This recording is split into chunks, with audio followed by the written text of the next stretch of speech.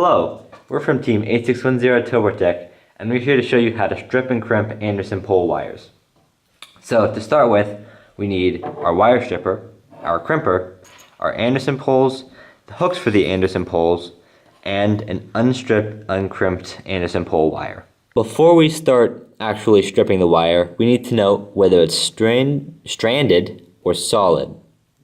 This changes which gauge it reads as, so you also need to know which gauge your wire is.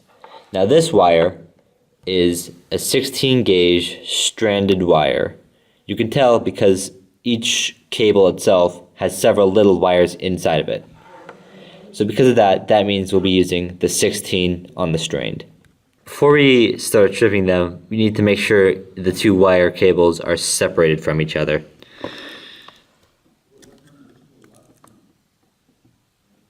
There we go.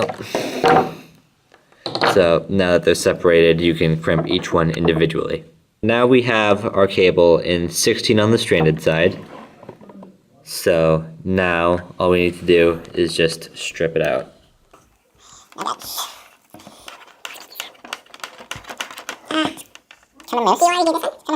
There we go.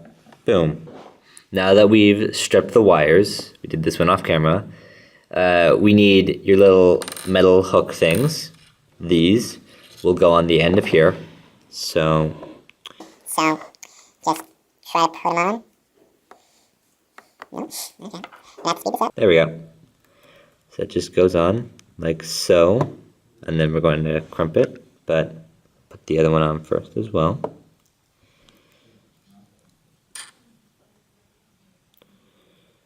There you go. Perfect. Before we crimp, we need to make note of these three numbers.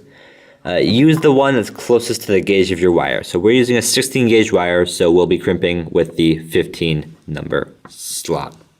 We have our little hooks on the wire, so we just need to slip that into the crimping slot. Then once it's in, we crimp it.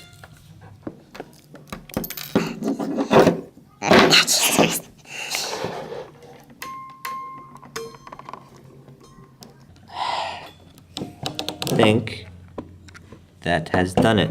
So now, finished crimping, we now have this nice hook ready. We did a test run with this one, but once we have our hooks crimped on, we make sure that the hook is pointing up. We have our Anderson pole, make sure the wide part is at the top. Then it should just slip in like this.